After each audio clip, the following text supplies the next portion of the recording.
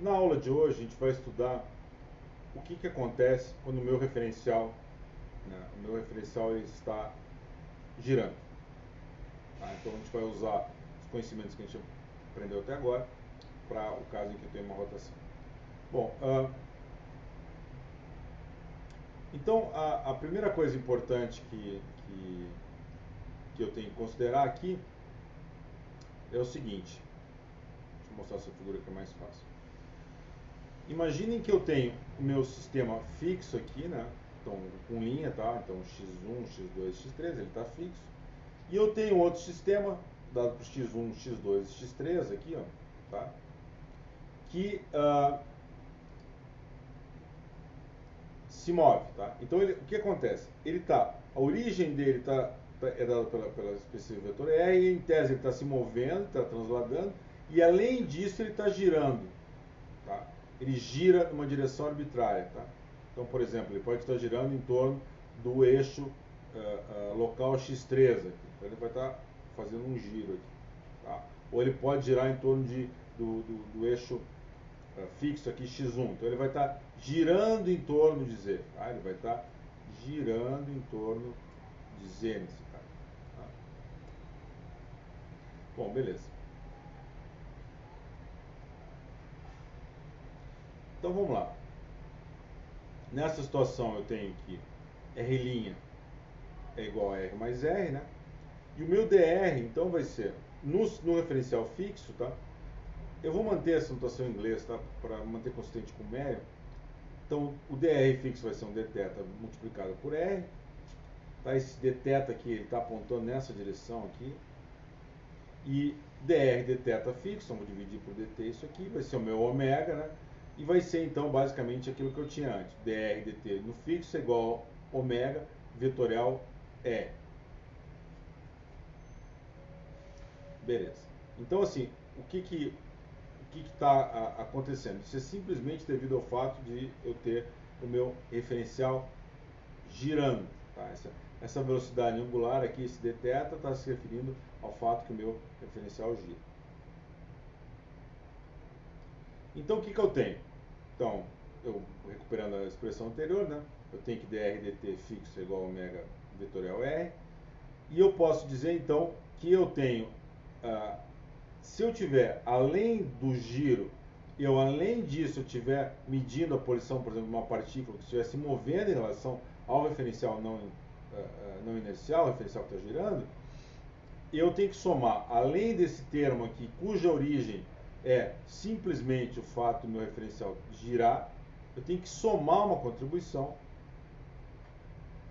que é oriunda, né, da velocidade intrínseca do meu corpo. Tá? Então eu tenho qualquer velocidade medida em relação ao referencial fixo, ela tem duas componentes. Uma, que é do objeto em si, mais uma contribuição no giro. Okay? É isso.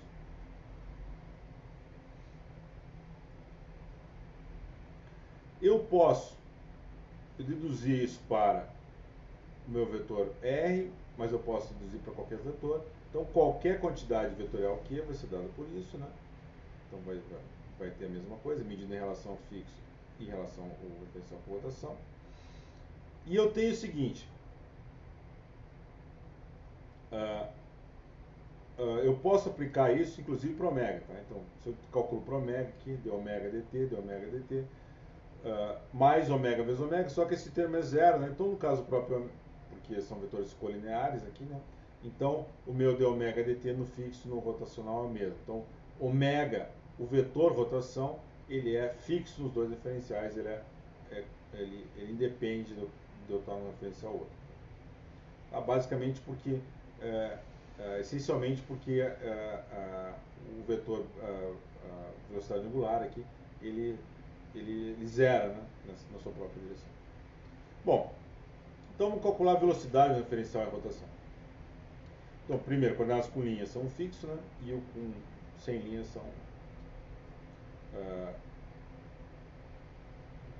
as variáveis que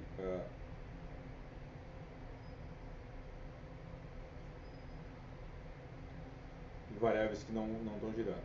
Então vamos trabalhar agora com medir a velocidade do referencial de rotação. Tá? Então o que eu tenho? Eu tenho que a minha posição, usando essa relação aqui, né? Eu vou derivar em função do tempo, né? Do referencial fixo aqui, dr dt, são dois termos. Esse termo aqui é a posição da origem, esse termo aqui é a distância do meu ponto até a origem do referencial, o meu vetor, esse R é o vetor que vai do meu ponto até a origem do sistema em rotação, mas medido em relação ao sistema fixo. Tá? Bom, aí o que acontece? Eu posso transformar essas quantidades aqui usando a relação que eu acabei de demonstrar no caso anterior. Tá? Então, para qualquer quantidade que eu posso transformar do fixo para o rotacional, transformando esse rotacional aqui embaixo, transformando fixo em rotating e somando esse termo aqui. Tá? Então, exatamente o que eu faço nesse caso. Então, eu vou ter o dr dt fixo mais essa soma aqui, que agora é esta medida em relação ao referencial em rotação. Bom, então, essa quantidade primeira vai ser a velocidade do meu ponto em relação ao meu referencial fixo, né? dr' dt, vf. Então, por isso está fixo aqui. Ó. Esse R fixo aqui se refere ao referencial fixo, né? E o R em rotação. V vai ser então R ponto R de F, então vai ser dr dt fixo, tá? Então é a variação da posição do meu sistema de coordenadas no tempo fixo em relação ao referencial fixo, né?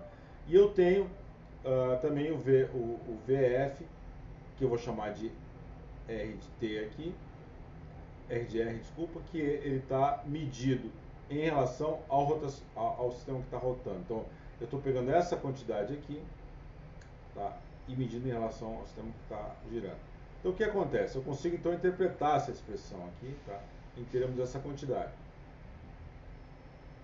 Tá, então, o primeiro termo vai ser esse V aqui, que está relacionado à origem, esse V de R, que é essencialmente a posição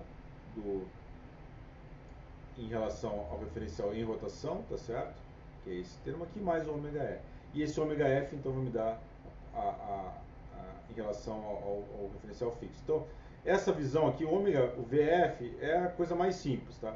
É como as coisas são de fato. O VR aqui, ele vai me dar, assumindo o meu referencial que está em rotação. Tá? Isso é um pouco difícil de imaginar no início, né? Porque eu tenho essa contraposição entre esses dois objetos, mas esse V de R, então, é em relação ao referencial que está em rotação. Então, imaginem o seguinte, imagine que eu estou na Terra, para dar um exemplo mais preciso disso. Que o meu referencial seja a Terra. A Terra gira, tá, em torno do seu próprio eixo. Então, essa velocidade é a velocidade que eu estou medindo em relação ao meu referencial fixo à Terra.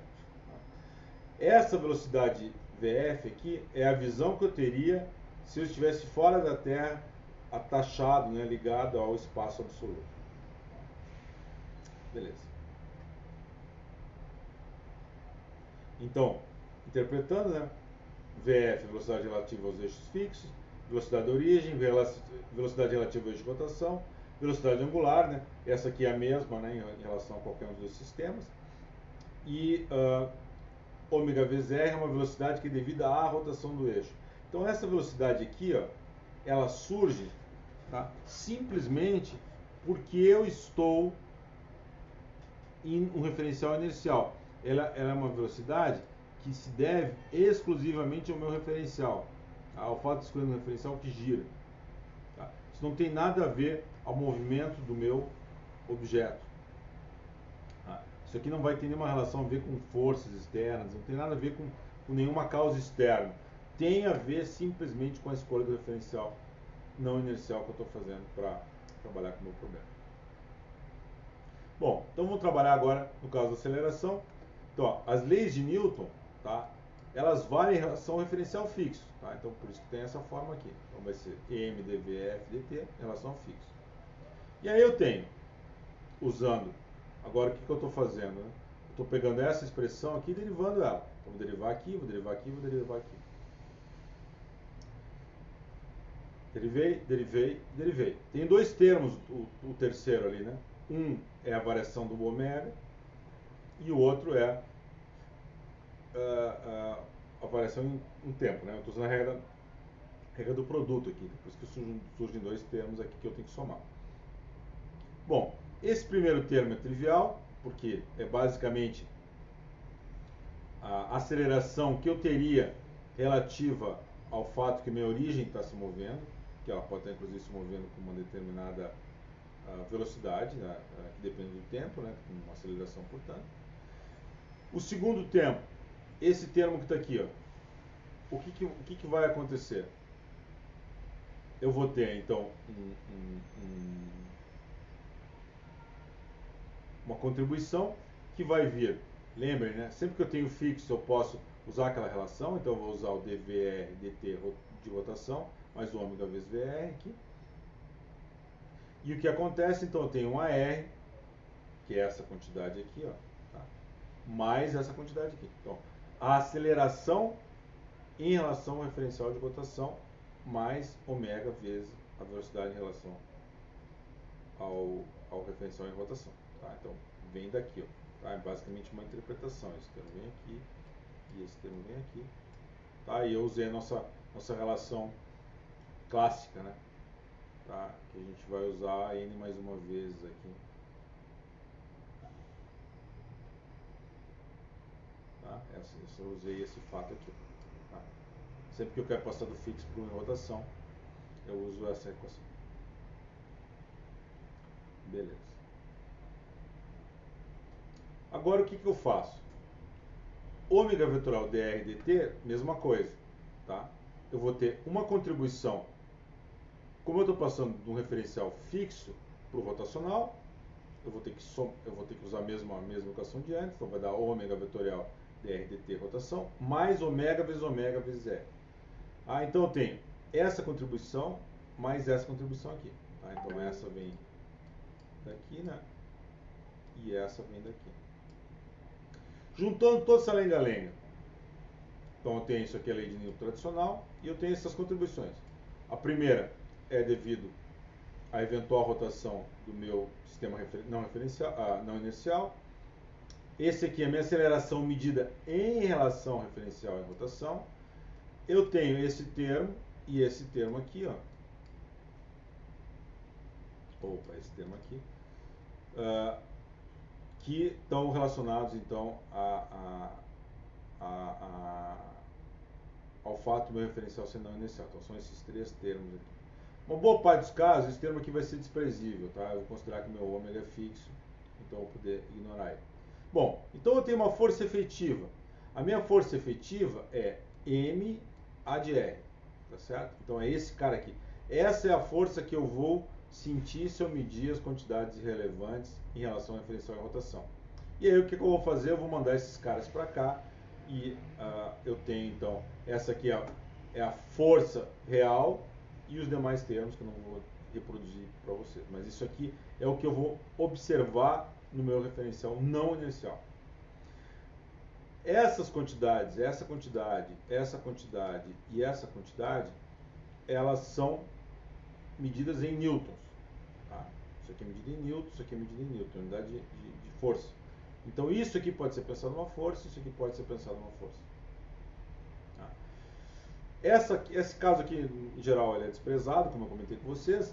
Essa aqui é chamada de força centrífuga. Tá? Isso aqui é força centrífuga.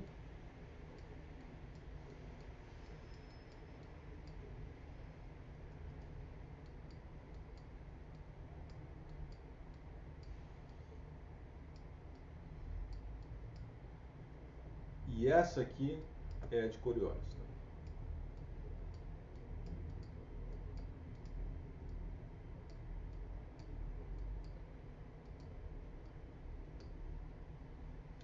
A força centrífuga, no caso que nos interessa, que é essencialmente a Terra, como ômega em geral é muito pequeno comparado com as quantidades que é interessado em medir, esse termo quadrático é desprezível. Então essa força de Coriolis acaba sendo a mais relevante na maior parte das aplicações. Vocês veem que é uma força que ela é perpendicular à velocidade do meu objeto. Então ela é perpendicular à velocidade do objeto. E ela está relacionada à velocidade de rotação da Terra, por exemplo, pensando no sistema da Terra, que a gente vai tratar com mais detalhes logo na sequência.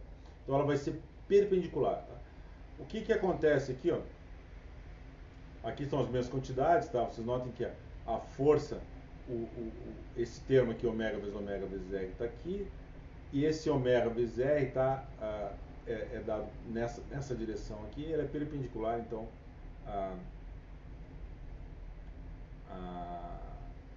a minha velocidade, tá certo? Só que aqui é ômega, tá? Então, ele vai ser ômega vezes R, então ele vai estar nessa direção aqui, porque ele está perpendicular ao ômega. Beleza. Bom, então basicamente é isso. Interessante que esse termo, né, ele aponta para dentro, tá? E a parte negativa dele aponta para fora.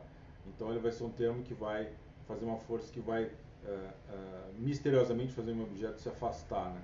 Tá? Então é uma força que vai acontecer dessa forma. É importante ressaltar que esses termos, tá, não são forças, tá? Eles não decorrem de nenhuma ação de interação entre dois corpos. Tá? Eles decorrem única e exclusivamente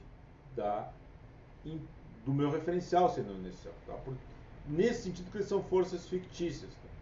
Eles não são forças reais. Eles são forças fictícias, mas contudo são medidas em newtons.